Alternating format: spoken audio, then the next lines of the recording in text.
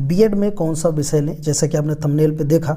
और अभी क्या है, बीएड की फॉर्म आपके 18 अप्रैल से अप्लाई होने वाले हैं। रोहिलखंड यूनिवर्सिटी अब की बार बीएड के एंट्रेंस एग्जाम को कंडक्ट करवाएगी, ठीक है। अभी तक लखनऊ यूनिवर्सिटी करवाती थी, लेकिन अभी क्या है, नई शिक्षा नीति के चलते लखनऊ यूनिवर्सिटी थोड़ा सा पॉज ले लिया उसने, क्योंकि उसको नई शिक्षा नीति लागू करना है और सब्जेक्ट्स में बदलाव करने हैं। तो बीएड में कौन सा सब्जेक्ट, कौन सा विषय लें, काफ़ी अच्छा महत्वपूर्ण हिस्सा है ये, क्योंकि इस समय जो स्टूडेंट्स ग्रेजुएशन पास किए हैं या पोस्ट ग्रेजुएशन के बाद बीएड करने का सोच रहे हैं, उनके लिए काफ़ी इंपॉर्टेंट वीडियो हो जाती है, और वो इस वीडियो को लास्ट तक ज़रूर देखें, ठीक है।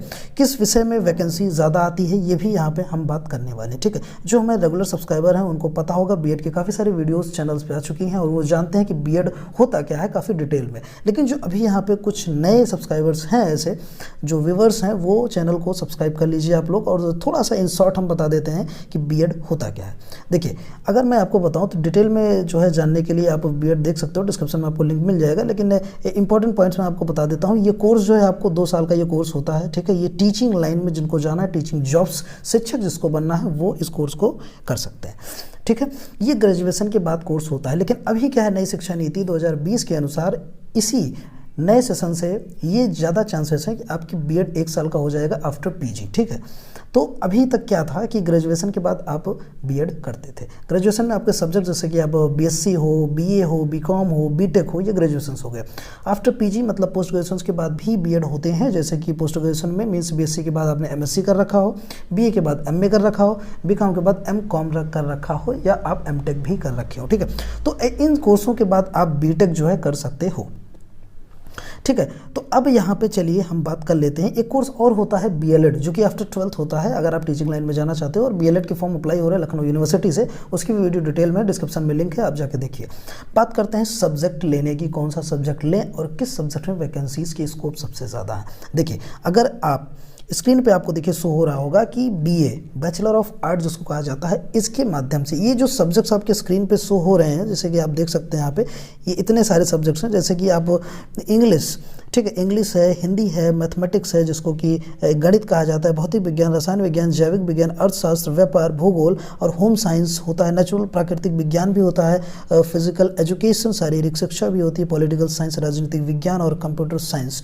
और लैंग्वेजेस में आपकी हिंदी, इंग्लिश, उर्दू, कई सारी लैंग्वेजेस भी होती हैं। तो इतने ओवरऑल आपके सब्जेक्ट्स होते हैं। कुछ सब्जेक्ट्स और भी हैं, जैसे बायोलॉजी में आपके इधर बॉटनी और जूलॉजी हो जाती हैं, ठीक है।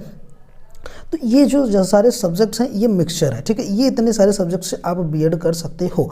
अब यहाँ पे हम बात कर लेते हैं थोड़ा सा कि बीए, बीएससी, बीकॉम में स्प्लिट करके कि सब्जेक्ट्स कौन कौन से यहाँ पे वेरी करते हैं, ठीक है। तो देखिए, बीए में क्या है, हिस्ट्री है, ज्योग्राफी है, संस्कृत है, इंग्लिश है, हिंदी है, फिजियोलॉजी है, इकोनॉमिक्स है। ये सारे सब्जेक्ट्स आपके बीए हैं।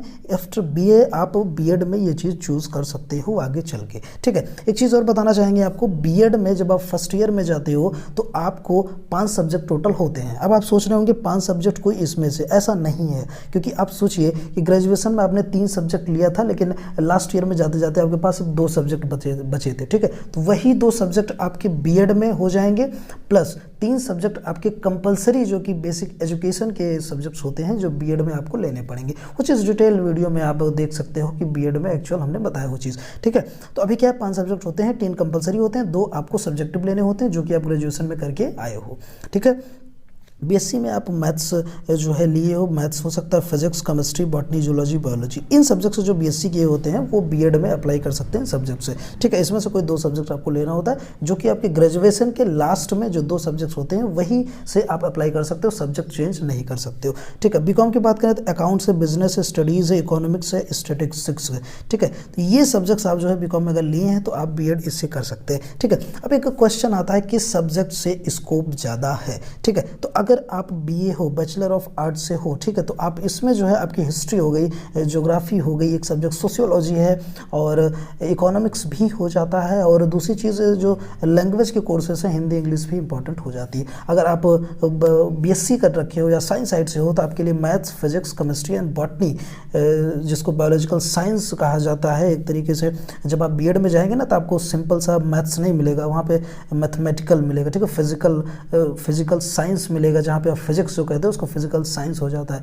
ठीक है। तो मतलब चीज़ें आपकी वहाँ पे कैलकुलेटिव नहीं है, टोटल कंसेप्ट एंड थ्योरी है, ठीक है। आप जब बीएड बैचलर ऑफ एजुकेशन जब करने जाएंगे उसी तरीके से बायोलॉजी को बायोलॉजिकल साइंस कहा जाता है। तो ये सब्जेक्ट्स आपके हो गए, और अगर आप कॉमर्स साइड से हो तो आपके लिए इकोनॉमिक्स सब्जेक्ट बेहतर रहेगा, जिसमें वैकेंसीज के चांसेस सबसे ज़्यादा होते हैं, ठीक है, गवर्नमेंट सेक्टर में, क्योंकि प्राइवेट में आपके ऑल ओवर सब्जेक्ट सेम ही होते हैं। अब देखिए स्कोप की बात कर लेते हैं कि scope jobs in government sector, ठीक है। जॉब्स इन गवर्नमेंट सेक्टर की अगर हम बात करें तो देखिए गवर्नमेंट सेक्टर में काफ़ी जो है जॉब्स के सेक्टर्स काफ़ी हैं, इसमें से काफ़ी लोगों को यहाँ पे पता होगा। देखिए सबसे पहले क्या है कि कुछ एग्ज़ाम्स आपको क्वालिफाई करना होता है, तब गवर्नमेंट जॉब्स में आप अप्लाई कर सकते हो। जैसे अगर हम बात करें, सबसे पहला यहाँ पे हो जाता है प्राइमरी स्कूल टीचर्स, ठीक है, प्राइमरी स्कूल टीचर्स, ठीक है। ये आप 1 से 5 तक के विद्यार्थियों को पढ़ाने के लिए ये जॉब होती है, ठीक है। इसको हर सब्जेक्ट से आप अप्लाई कर सकते हो।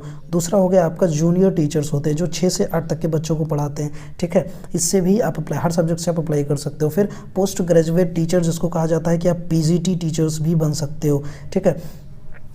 उसके बाद यहाँ पे आप ऐसे स्कूल असिस्टेंट टीचर्स भी बन सकते हो। ये सारी गवर्नमेंट जॉब्स हम आपको बता रहे हैं। लैंग्वेज टीचर्स आप बन सकते हो, ठीक है, लैंग्वेज टीचर्स जिसको एलटी कहा जाता है, और इसमें आप लैंग्वेज कोई एक लैंग्वेज पर्टिकुलर लिए हो, उससे जो है अगर आपने किया है तो इसमें आप ये गवर्नमेंट जॉब्स आपके लिए हैं। अब देखिए इन गवर्नमेंट जॉब्स के लिए आपको करना क्या होगा, ठीक है, आपको करना क्या होगा, तो इसके लिए जो है आपको बीएड के बाद टेट देना होगा, ठीक है। टेट का मतलब यहाँ पे हो जाता है टीचर एलिजिबिलिटी टेस्ट, ठीक है, टीचर एलिजिबिलिटी टेस्ट देना होता है। और ये जो होता है ये सेंट्रल और स्टेट दोनों लेवल पे होते हैं आपके टेट जो होते हैं। इसमें आपके देखिए कई तरीके के टेट होते हैं, जैसे कि सी टेट हो गया, ये सेंट्रल लेवल पे आपके टेट होते हैं।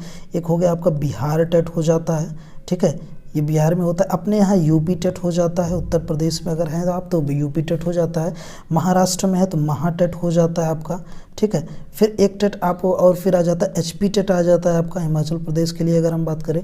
फिर यहाँ पे पंजाब टेट आ जाता है, ठीक है, पंजाब टेट मतलब ऐसे कई सारे जो हैं अलग अलग स्टेट्स में अलग अलग तरीके के यहाँ पे इंट्रेंस एग्जाम्स आपके ये एग्ज़ाम्स कंडक्ट कराए जाते हैं after BEd for teaching purposes, ठीक है। इसके बाद जो है अब आपके पास एक ऑप्शन और बचता है कि बीएड के बाद क्या करें। अगर एक्स्ट्रा आप आगे की पढ़ाई करना चाहते हैं तो बीएड के बाद आप काफ़ी सारे कोर्सेस कर सकते हैं, उसको हम नेक्स्ट वीडियो में जो है कवर अप करेंगे। आज के लिए सिर्फ इतना ही समझिए आप कि बीएड में कौन सा सब्जेक्ट लिए हमने बात कर दिया, कौन सा सब्जेक्ट इंपॉर्टेंट है ये हमने बात कर लिया, और स्कोप्स क्या है गवर्नमेंट सेक्टर्स में इसकी भी हमने जो है यहाँ पे बात कर लिया है, ठीक है। देखिए प्राइमरी सेक्टर्स में, और जो अब देखिए जो नेक्स्ट वीडियो आने वाली है उसमें हम प्राइवेट सेक्टर्स के जो जॉब्स हैं और गवर्नमेंट सेक्टर्स के जो जॉब्स हैं उसको हम डिस्कस करने वाले हैं, और जो है बीएड के बाद कौन कौन से कोर्सेस आप कर सकते हो, ठीक है।